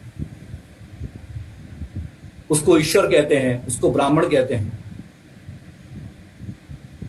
ब्राह्मण जो वर्ड है एक्चुअली इसे कहते हैं एवर एक्सपैंडिंग कॉन्शियसनेस। ब्राह्मण कहते हैं एवर एक्सपैंडिंग कॉन्शियसनेस को। यह कोई जाति संबंधित नहीं है। जिसका चेतना विकास करता है वो ब्राह्मण है, जिसकी चेतना लगातार विकास कर रही है वो ब्राह्मण है। इस ब्रह्म को जानना, इस ब्राह्मण को जानना ही इसका लक्ष्य होता है, इस यात्रा की। तो जैसे इस यात्रा में हम लोग आगे बढ़ते हैं तो हमें उस ब्राह्मण को जानने की इच्छा आ जाती। अब चेतना और प्राण के बगैर हम उस ब्राह्मण को जान ही नहीं सकते। और चेतना और प्राण दोनों हमारे मूलाधार चक्र में सुसुप्ता अवस्था में सोए हुए। चेतना उस प्राण के पास जाकर के उसको जगाती है। इसीलिए सबसे पहले आपकी दाहिनी नासिका चित्र का जागना बहुत जरूरी है। आपके सूर्य नाड़ी, सूर्य नाड़ी आपके पैरासिम्पैथेटिक नर्वस सिस्टम को जगाती है। इसलिए सबसे पहले जब हम लोग अपने जीवन में अनुभव करते हैं इस आसनों को करते समय, प्राणायामों को करते समय, तो बॉडी का गर्म होना ये एक स्वाभाविक है। शरीर गर्म होगी, गर्माहट ही ऊर्जा को जन्म देगी, और उसके बाद जब आप संतुलित लाएंगे अपने बाएं शरीर में, तब चेतना का उदय होगा, और चेतना और प्राण मिलकर के तब मूलाधार से चलेंगे, और मूलाधार से चल करके ये मणिपुर में आएंगे, आपके नाभि क्षेत्र में। नाभि में एक हिरण की चर्चा आती है, उसकी कस्तूरी उसकी नाभि में, और वो जंगल जंगल भटक रहा है। वो हिरण कोई और नहीं, वो हिरण हम ही हैं, आप ही हैं। हमारे ही नाभि में कस्तूरी है और हम घूम कहीं और रहे हैं। इस नाभि में जब आप स्थित होते हैं आसन के माध्यम से, ईडा और पिंगला जब मिलते हैं नाभि में, तो वहां पर सुषुम्ना का जन्म होता है। जैसे गंगा और जमुना जब मिलते हैं तो संगम होता है प्रयाग में, वैसे ही आसन करते समय ईडा और पिंगला, इसको आप सिंपैथेटिक नर्वस सिस्टम और पैरासिम्पैथेटिक नर्वस सिस्टम कहते हैं, इसको आप सोलार सिस्टम और लूनार सिस्टम कहते हैं, इसको आप मेल और फीमेल कहते हैं। ये दोनों मिलते कहां हैं? इनका मिलन का जगह कहां है? इनके मिलने का स्थान है नाभि। नाभि में आकर के मिलते हैं, और नाभि से मिलकर के यात्रा फिर ऊपर की ओर चलती है। तो योग को जब समझाया गया, तो योग को कहा गया कि देखिए, शरीर के लिए आपको करना है हठ योग।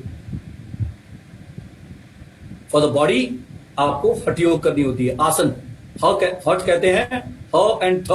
ह कहते हैं सन एंड थ कहते हैं मून को। इन दोनों के मिलन को हठ योग कहा जाता है। लोग सोचते हैं कि वो ताकत के साथ जिसको खींचा उचा जाए उसको हठ योगी कहा जाता है। ह एंड थ, the coordination, the combination between the sun and the moon, इन दोनों के मिलन को ही हठ योग कहते हैं। Hatha yoga for the body, Rajyoga for the mind. Rajyoga होता है मन के लिए,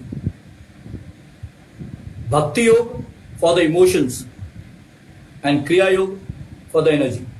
तो ये जो बॉडी के, शरीर के जो 4 एस्पेक्ट हैं, वो है शरीर, मन, भावनाएं और ऊर्जा। इन चारों को हमें मैनेज करनी है। तो योग को एक मैनेजमेंट सब्जेक्ट की तरह से लीजिए, योग को एक मैनेजमेंट सब्जेक्ट की तरह समझने की कोशिश कीजिए। You have to maintain your body first, you have to manage your mind, you have to manage your emotions, and then you have to experience energy. और जब तक आप अपनी बॉडी को मेंटेन नहीं करेंगे, ईड़ा और पिंगला को मिलाते हुए आप मेंटेन नहीं करेंगे, you will never experience your mind. तो आसन के माध्यम से आपको अपने बॉडी को मेंटेन करनी है। इसके बाद आपको राजयोग, जो श्वास की चर्चा करता है, उसके माध्यम से आपको मन को कंट्रोल करना है। भक्ति योग, भक्ति के बारे में एक भ्रांति इस प्रकार की है, लोग सोचते हैं कर्मकांड ही भक्ति है।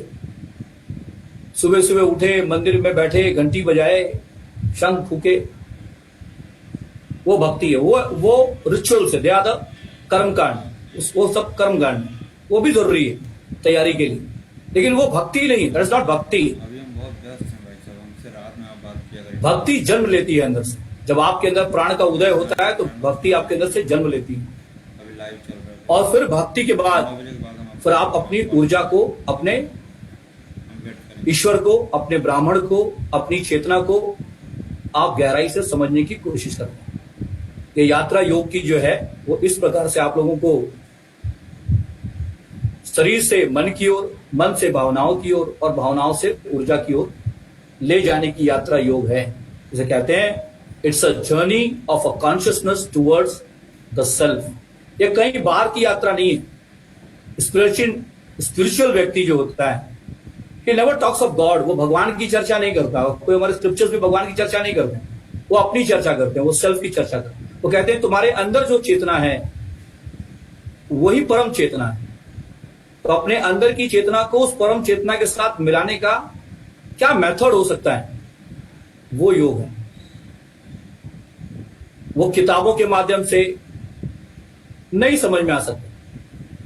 किताब आपको बहुत बढ़िया से उसको समझा सकते हैं, लेकिन समझने के लिए आपका शरीर मिला हुआ है, श्वास मिली हुई है। श्वास वो वाहन है, शरीर वो साधन है जिससे आप इस यात्रा को कर सकते हैं और इस यात्रा का अनुभव ले सकते हैं। थियोरिटिकल वे में, थियोरी के द्वारा केवल आप अपने मन को प्रफुल्लित कर सकते हैं, मन को अपग्रेड कर सकते हैं, लेकिन अगर जीवन में योग को अपनाना है तो उसको प्रैक्टिकल फॉर्म में अपनाना होगा। और बिना प्रैक्टिकल फॉर्म में अपनाए आप अपने शरीर के रोगों को दूर नहीं कर सकते। योग बहुत स्पष्ट है रोगों के बारे में। एक थोड़ी सी व्याख्या आप लोगों को इस रोगों के विषय में थोड़ी सी कर दें, आप अगर परमिशन दें, नहीं तो फिर हम, क्योंकि बहुत ज्यादा आप लोग सुन लिए, अगर परमिशन दें तो फिर जो है वो मीनाक्षी जी अगर परमिशन दें थोड़ा सा इसके विषय में चर्चा करें। आमतौर पर लोगों की सबकी सबसे बड़ी परेशानी यह है, मीनाक्षी जी धन्यवाद आपने परमिशन दिया उसके लिए। सबसे बड़ी परेशानी ये रोग की है। योग में भी वही लोग आते हैं, पहले शुरू में किसी को चेतना वेतना से मतलब नहीं है, भाई देखिए ये बात प्रैक्टिकल है, किसी को भगवान से कोई मतलब नहीं होता शुरू में, जब तक वो कष्ट में ना आए। जब उसके शरीर में कोई रोग आता है, जब शरीर में कोई व्याधि आती है, तब उसको जब सारी दवाइयों से, सारी पैचिस से वो जब जाकर आता है, तब उसको लगता है कि अब क्या करें, तो भगवान को लगता है याद कर कि प्रभु अब कोई रास्ता बताइए, क्या किया जाए। ये जो रोग है, ये असंतुलन है आपके सारे ग्लैंड्स का। आपके शरीर में जो ग्लैंड्स होती हैं, उदाहरण के तौर पर आपका जो ये भ्रूमध्य है, यहां पे पिट्यूटरी ग्लैंड है और यहीं पर एक चक्र है जिसको हम लोग आज्ञा चक्र कहते हैं, द एनर्जी सेंटर। थ्रोट, गला, गले के ठीक पीछे थ्रोट एरिया जो है, यहां पर है थायराइड आपकी। इसके पीछे जो चक्र है उसको कहते हैं विशुद्धि चक्र। छाती के ठीक बीचों बीच उसको कहते हैं थाइमस। उसके ठीक पीछे जो ग्लैंड है उसको कहते हैं अनाहत चक्र। नाभि के पास, नाभि के ठीक बीचों बीच जो चक्र, जो एनर्जी सेंटर्स है, उसको मणिपुर चक्र कहते हैं। और जो ग्लैंड है कहते हैं एड्रिनल ग्लैंड। और उसके नीचे स्वादिष्ठान उसको कहते हैं गोनाड। जब आप इन चक्रों को एनर्जाइज करेंगे, इन चक्रों में परेशानियां हैं, रोग नाम की कोई चीज नहीं होती है। अगर आपके अनाहत में कोई परेशानी है तो आपको हार्ट से और आपके लंग से परेशानी होगी। आपके मणिपुर में अगर इनफ एनर्जी नहीं है तो आपको पाचन तंत्र में परेशानी होगी, आपका डाइजेशन वीक होगा, डाइजेस्टिव ट्रैक्ट में समस्या रहेगी। स्वादिष्ठान में आपकी समस्या है तो प्रोस्टेट होगा, हार्निया रहेगी, वेरिकोज वेन्स रहेंगे, लोअर बैक प्रॉब्लम रहेगी। ये सारे चक्रों में परेशानियां हैं जिसकी वजह से कि आपके शरीर में व्याधियां उत्पन्न होती हैं। और इस चक्र को ब्लॉक किसने किया हुआ है? इस चक्र को ब्लॉक किया है आपके मन ने। एक तो आपका अन्न, एक आपका मन।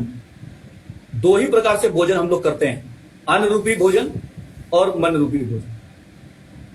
अन्न रूपी भोजन का जो वेस्ट है उसको तो बाहर निकालने के लिए ईश्वर ने व्यवस्था बनाई है, लेकिन जो मन रूपी भोजन है उसको बाहर निकालने के लिए ईश्वर ने व्यवस्था नहीं बनाई। मन रूपी भोजन का जो वेस्ट होता है वो आपके शरीर की मांसपेशियों में स्टोर होता है। They store in your muscles. Muscles are the inbox of your device. कहते हैं मांसपेशियां हमारे शरीर की वो इनबॉक्स है जहां पर दिन भर की जो मेमोरीज होती है, दिन भर के थॉट्स होते हैं, उसका जो वेस्ट बनता है वो मांसपेशियों में स्टोर होता है।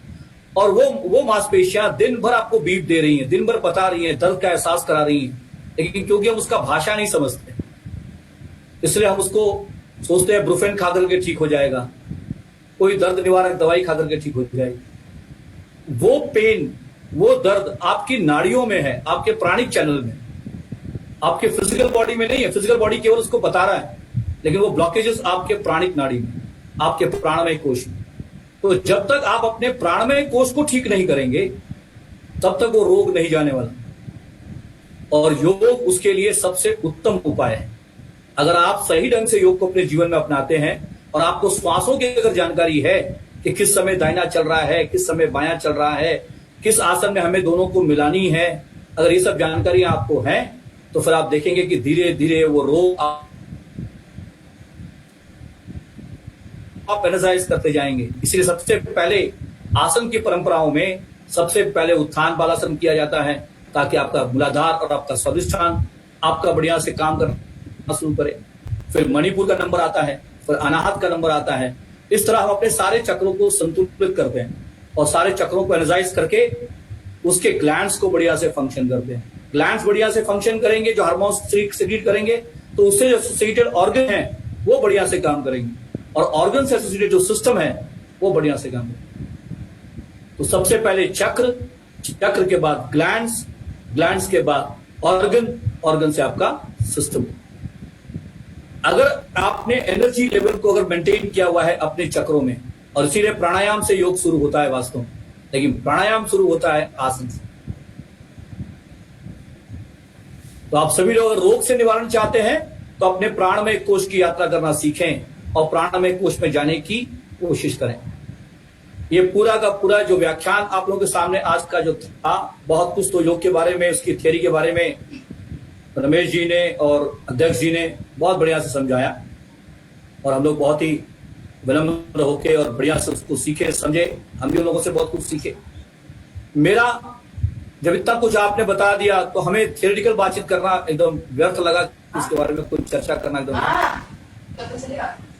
तो हम उसकी प्रैक्टिकलिटी पर विशेष ध्यान दिए और कोशिश ये किए कि आप लोगों को ये समझाएं कि आज के समय में सबसे जो मुख्य धारा अंदर बह रही है आपके अंदर, वो है श्वास।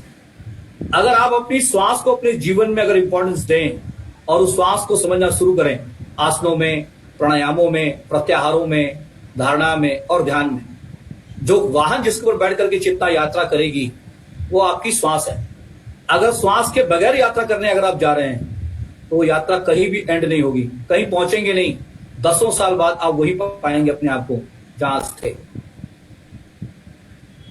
हम इसी से अपने वाणी को विराम देते हैं और आप लोगों को लास्ट में बस एक चीज और पॉइंट आउट अपना कर देते हैं। देखिए, हम लोग के एक आध्यात्मिक सफर में एक रात आती है एक योगी के जीवन में, एक योग प्रैक्टिशनर के जीवन में, जिसको हम शिवरात्रि कहते हैं।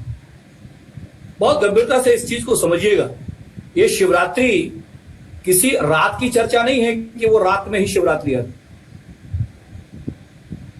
शिवरात्रि कोई रात की अवस्था नहीं है। शिवरात्रि चेतना की अवस्था है। चेतना जब आउटवर्ड बाउंड रहती है, जब बाहर की इंद्रियों को से संबंधित रहती है, तो वो उसका दिन होता है। जैसे इस समय हम लोग बैठे हुए हैं, बैठ करके सुन रहे हैं, आउटवर्ड बाउंड है, बाहर की अपनी इंद्रियों को बाहर से देख रहे हैं, बाहर की चीजों को श्रवण कर रहे हैं, तो वो हमारा दिन है, वो हमारी दिन है शिवरात्रि।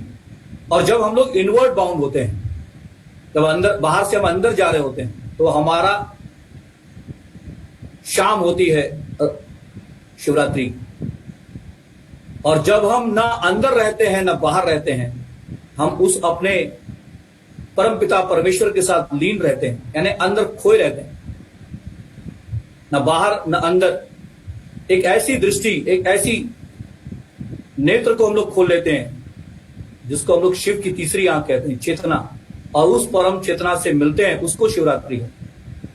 शिवरात्रि का हर साधक अनुभव हर महीने करता है और एक महाशिवरात्रि आती है, इसको हर साधक इंतजार करता है उस दिन का। तो आप सभी लोग अपने जीवन में जब आसन को सेटिंग से अपनाएंगे तो आप लोग अनुभव करेंगे कि आसन करने से आपके अंदर ये शिवरात्रि का अनुभव होगा।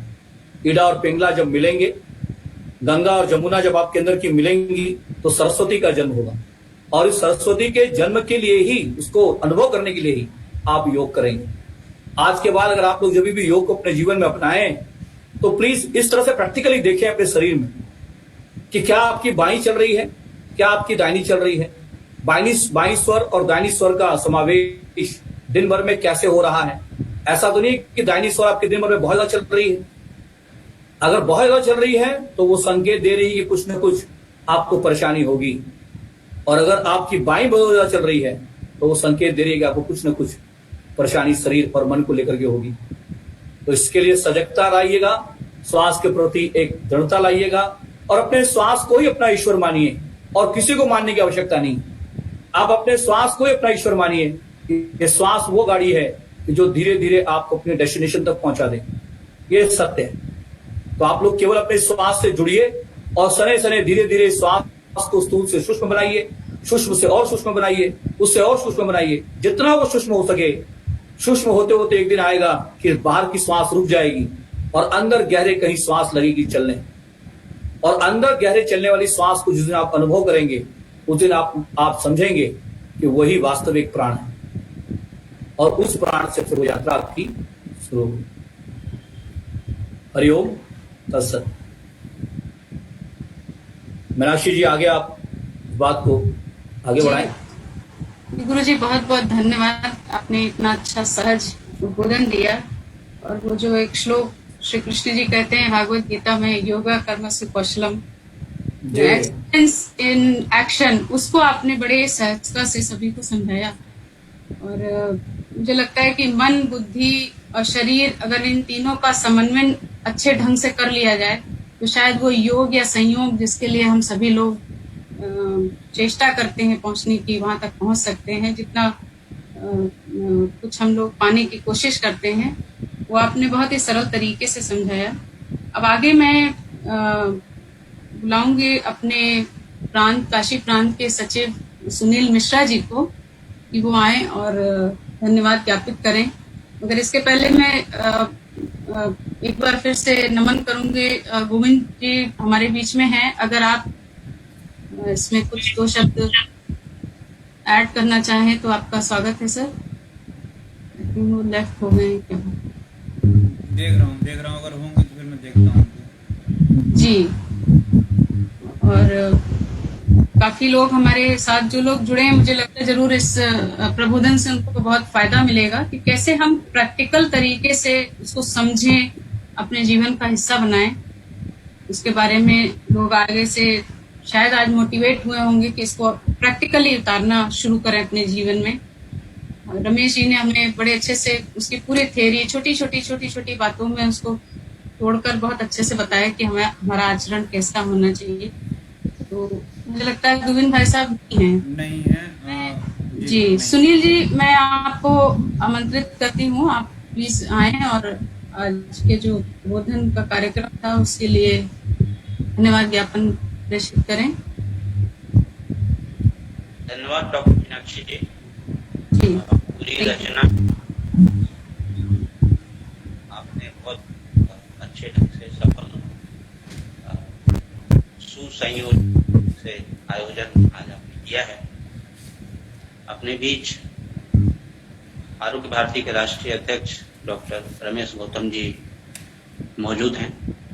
अपने वक्ता श्रीमान भामिनीकांत मिश्रा जी, दोनों लोगों का हम लोगों ने योग से आरोग्य की तरफ जाने के लिए प्रबोधन सुना। आप लोगों ने किन्हीं किन्हीं बातों के लिए हम लोगों को निर्देशित किया। डॉक्टर रमेश ने अपने योग से आरोग्य की तरफ कैसे जाएं उसके बारे में बखूबी बताया, सरल भाषा में बताया।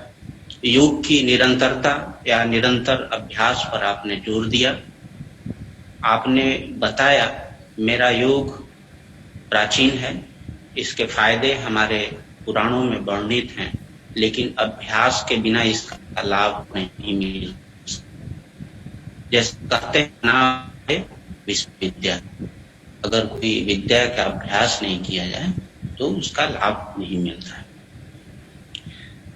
माननीय राष्ट्रीय अध्यक्ष जी का काशी प्रांत आरोग्य भारती के तरफ से सादर धन्यवाद। आपने अपने व्यस्तम समय में से अपना समय निकाला और हम सभी लोगों को अपना मार्गदर्शन दिया, इसके लिए हम सभी आपके आभारी हैं। डॉक्टर भामिनी जी ने योग के व्यवहारिक महत्व पर प्रकाश डाला। श्वास को पहचानने पर आपने जोर दिया। आपने इसके अभ्यास पर जोर दिया। आपने बताया कि योग एक आध्यात्मिक सफर है, इसे सजगता से करनी चाहिए। काशी प्रांत के अपने अध्यक्ष डॉक्टर इंद्रनील ने भी योग के विषय पर प्रकाश डाला।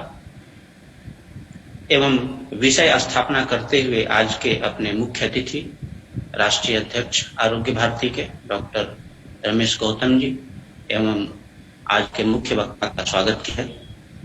संयोजक मंडल की तरफ से आपको साधुवाद एवं धन्यवाद। आज के आयोजन के लिए विशेष रूप से डॉक्टर मीनाक्षी जी जिन्होंने पूरे कार्यक्रम की रचना की, इसको एक स्वरूप दिया और अच्छे ढंग से संयोजित किया। आपके धन्यवाद के बिना ये कार्यक्रम पूर्ण नहीं होगा, ऐसा मेरा मानना है। आपने ही आज के कार्यक्रम के लिए सभी को प्रेरित किया, सबको संयोजित किया। उसके बाद आपने डॉक्टर विपुल जी, डॉक्टर अवनीश जी आदि का सहयोग लेके पूरे कार्यक्रम को संपूर्ण कराया। उनके सहयोग से ये कार्यक्रम आज अपने सफलता को प्राप्त करते हुए पूर्ण हुआ। पुनः मैं समेकित रूप से सभी को धन्यवाद देते हुए क्षेत्रीय अध्यक्ष, क्षेत्रीय संयोजक श्रीमान गोविंद जी एवं अन्य श्रोतागण जो इस कार्यक्रम को सुने हैं, सभी को धन्यवाद देते हुए मैं अपनी वाणी को विराम देता हूँ। धन्यवाद मीनाक्षी जी, थैंक यू सो मच। और फिर से सभी का बहुत बहुत धन्यवाद है, क्योंकि इतना लंबा समय अपने व्यस्ततम शेड्यूल में से निकालना संभव नहीं होता है। और मैंने जब आग्रह किया गुरुजी से भी, तो उन्होंने इसको शहर स्वीकार किया कि ठीक है। हालांकि उनके रूटीन में जो क्लासेस होती हैं उसको उन्होंने काफी एडजस्ट करना पड़ा, लेकिन हम सभी लोगों को काफी इससे लाभ मिला, मैं समझती हूँ, और व्यवहारिक रूप से समझने का मौका मिला। और डॉक्टर रमेश जी, चूंकि सुबह हम लोगों के टेक्निकल कुछ इश्यूज आ रहे थे, उन्होंने इतनी सहजता से उसका समाधान कर दिया कि सर आपको बहुत बहुत धन्यवाद उसके लिए भी।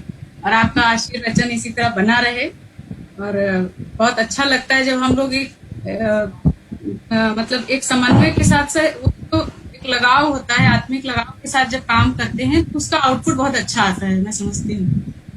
तो गुरुजी के मार्गदर्शन में काफी हद तक मैंने योग को समझना शुरू किया। मुझे अब लगता है कि मैंने बहुत देर कर दी इसको समझना शुरू करने में। मैं बहुत समय नहीं लूंगी, मैं बुलाऊंगी डॉक्टर अवनीश जी को, जो हमारे आरोग्य भारती की प्रथा अनुरूप शांति पाठ करेंगे, तब इसका समापन होगा। तो डॉक्टर अवनीश जी, आपका स्वागत है शांति पाठ हेतु। धन्यवाद डॉक्टर मीनाक्षी जी।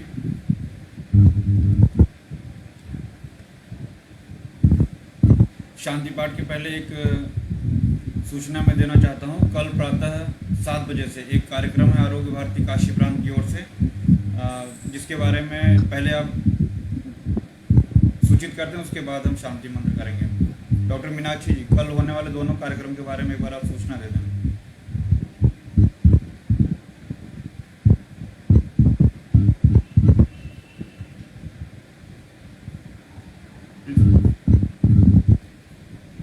जी, कल हम सभी लोगों ने मिलकर एक योग शिविर का आयोजन किया है, जो कि ऑनलाइन रहेगा। हमारा ये प्रयास था कि हम लोग योग को सुन तो रहे हैं, मगर उसको अभ्यास में हम कैसे ले आए, उसको ग्रहण करना भी आवश्यक है।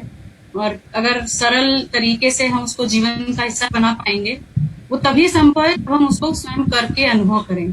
तो इसी के लिए इसमें गुरु जी का सहयोग लेते हुए हमने मैं जहाँ रहती हूँ उसी अपार्टमेंट में एक छोटा सा करीब 5 लोग मात्र होंगे जो सोशल डिस्टेंसिंग का पालन करते हुए सामने बैठकर करेंगे, और वो पूरा ऑनलाइन प्रसारित होगा। इसमें अवनीश जी का सहयोग रहेगा, तकनीकी सहयोग भी, और आरोग्य भारती के पेज पर वो लाइव रहेगा। तो मेरी आप सभी से विनती है, आग्रह है कि आप सभी लोग उसमें जुड़ें, और सभी लोग साथ में योग दिवस के अवसर पर, जैसे प्रधानमंत्री जी ने भी आह्वान किया है, घर पर रहकर योग करें और अपने परिवार के साथ योग करें। कि अभी समय थोड़ा कठिन चल रहा है हम सभी के लिए, तो आप सभी लोग उससे जुड़े और उसका हिस्सा बने, और सफलतापूर्वक हम लोग योग दिवस को कल साथ में मनाएंगे और उससे सीखने की कोशिश करेंगे। इसी आग्रह के साथ मैं फिर से डॉक्टर अवनीश जी को आमंत्रित करती हूँ। धन्यवाद। उसकी जूम आईडी और लिंक वगैरह ग्रुप में प्रेषित कर दिया गया है, तो मैं मान के चल रही हूँ कि आप सब लोग उसका हिस्सा होंगे। रमेश सर, आप जरूर जुड़िएगा, आपसे भी मेरा रिक्वेस्ट है स्पेशली जी। Thank you Avnish ji. बहुत बहुत धन्यवाद डॉक्टर मीनाक्षी जी। जूम या गूगल मीट का तो नहीं पता, लेकिन फेसबुक आरोग्य भारती काशी प्रांत की फेसबुक पेज पे ये कार्यक्रम अवश्य प्रसारित होगा। तो बाकी सभी को सूचित किया जाएगा। मैं चाहूँगा कि जिस भी माध्यम से ये कार्यक्रम हो, आप लोग अवश्य जुड़ें, डायरेक्ट जुड़ें। माननीय गोविंद जी भाई साहब, माननीय रमेश जी भाई साहब, आप सभी उस कार्यक्रम में सादर आमंत्रित हैं। उस कार्यक्रम में तो ही दोपहर में एक और कार्यक्रम कर रहे हैं 2:30 बजे से। पहले वो कार्यक्रम 2 बजे से था, परंतु कल सूर्य ग्रहण होने की वजह से उस कार्यक्रम का समय 2:30 बजे से कर दिया गया है, जिसमें आरोग्य भारती के राष्ट्रीय संगठन सचिव माननीय डॉक्टर अशोक भाई साहब रहेंगे। काशी हिंदू विश्वविद्यालय से डॉक्टर CS पांडे जी का प्रबोधन प्राप्त होगा, एवं आज जिनका हमें प्रबोधन प्राप्त हुआ माननीय योग गुरु डॉक्टर श्री भामिनीकांत जी का, इनका भी हमको कल प्रबोधन प्राप्त होगा उस कार्यक्रम में। तो हम आप सभी से आग्रह करेंगे कि काशी प्रांत के पेज पे भी और वैसे भी इस कार्यक्रम में साथ में जुट के अवश्य योग क्या है, योग के बारे में और क्या और जानना चाहिए, कल हम लोग इसके बारे में देखेंगे। एक मेगा इवेंट, एक वेबिनार टाइप का कह सकते हैं, ऑनलाइन संगोष्ठी योग दिवस पे। पुनः मैं आप सभी को धन्यवाद देता हूँ, मेरा प्रणाम। और शांति मंत्र के लिए हम सभी सीधे बैठ जाएं, अपने मेरुदंड को बिल्कुल सीधा करेंगे। आप लोग जहाँ हैं वहीं इसको दोहराएंगे।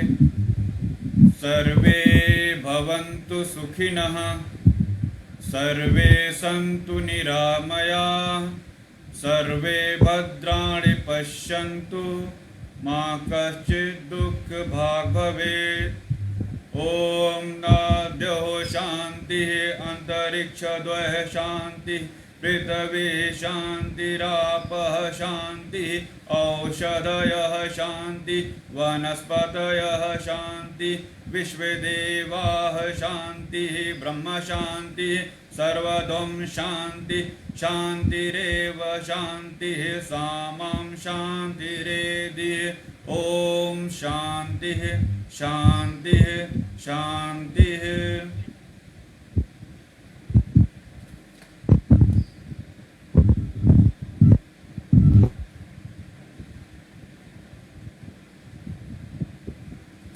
धन्यवाद, प्रणाम।